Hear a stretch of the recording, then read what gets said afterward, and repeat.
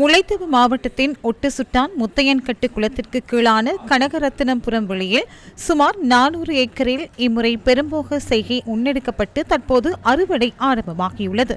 நெல்லுக்கான உரிய விலை இன்மையினால் நட்டத்தை சந்திக்க நேரிட்டுள்ளதாக தெரிவித்த விவசாயிகள் தமது வாழ்வாதாரத்தையும் தொலைத்துள்ளதாக தெரிவிக்கின்றனர்.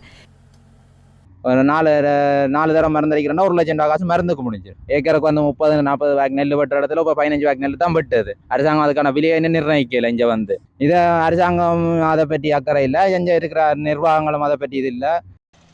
திருகோணமலை மாவட்டத்தின் கிண்ணியா பிரதேச செயலாளர் பிரிவுக்குட்பட்ட சமாசத்தீவு, புளிச்சாக்கேணி, நெடுந்தீவு உள்ளிட்ட பகுதியில் சுமார் 555க்கும் மேற்பட்ட ஏக்கரில் நெற்செய்கை மேற்கொள்ளப்பட்டு அறுவடை தற்போது நடைபெற்று வருகின்றது.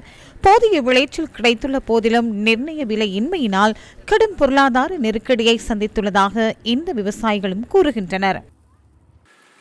புத்தளம் மாவட்டத்தின் முந்தல் பிரதேச செயலகத்திற்குட்பட்ட 412 ஏக்கர் முந்தல்காடு பகுதியில் 500 ஏக்கர் பெரும்போக செய்கை முன்னெடுக்கப்பட்டுள்ளதுடன் இங்குள்ள விவசாயிகளும் நெருக்கடி நிலையை சந்தித்துள்ளனர்.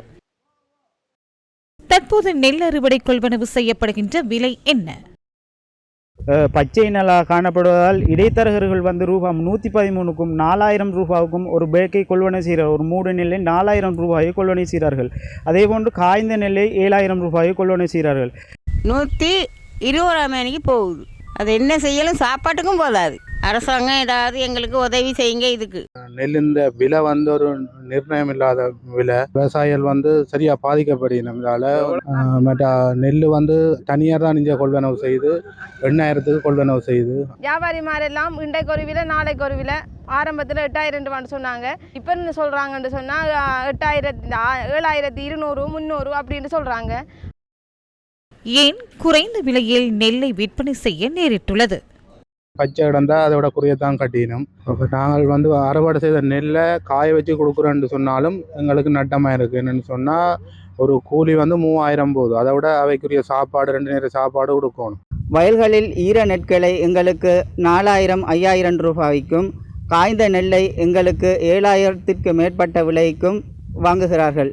எனவே எங்களை இந்த முந்தல் பிரதேசத்தில் வந்து ஒரு நெற்களஞ்சிய சாலை இல்லை. நெற்களஞ்சிய சாலை இருந்தால் எங்களுக்கு அதில் வச்சு நெல்லை ஒரு 200-250 ரூபாய்க்கு கொடுக்கக்கூடிய ஒரு சந்தர்ப்பம் இருக்கும். ஏன்னா நாங்கள் இதை ரோட்லேயும் வீடுகள்லேயும் வைத்து தான் காய வச்சு இதை கொடுக்குறோம். விவசாயிகளின் நெல்லுக்கு நியாயமான விலை கிடைக்குமா? விவசாய சங்கங்களின் பிரதிநிதிகளை நேற்று சந்தித்த விவசாய பிரதி அமைச்சர் நாமல் கருணாரத்ன இது தொடர்பாக கருத்து தெரிவித்தார். විශේෂයෙන්ම මෙතන සාකච්ඡා වෙච්ච කාරණයක් තමයි වීවල මිල සම්බන්ධයෙන්. நெல்லுக்கான விலை தொடர்பில் இங்கு கலந்துரையாடப்பட்டது. எம்மிடம் போராட்ட வாசகம் ஒன்று இருந்தது.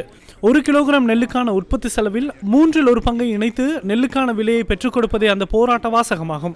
அதுவே விவசாயிகளுக்கான சாதாரண விலையாகவும் அமையும். திணைக்களமும் அந்த திட்டத்தை ஏற்றுக்கொண்டுள்ளது. கட்டாயமாக அந்த போராட்ட வாசகத்தை ஸ்திரப்படுத்துவோம். விவசாயிகளுக்கு அநீதி ஏற்பட இடமளிக்கப் போவதில்லை.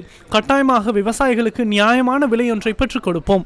ඒ සටන් පාටට අපි පණ පොවනවා. ගොවියට මේක අසාධාරණයක් වෙන්න දෙන්නේ නැහැ. ගොවියට සාධාරණ මිලක් අනිවාර්යයෙන්ම අපි ලබා දෙනවා.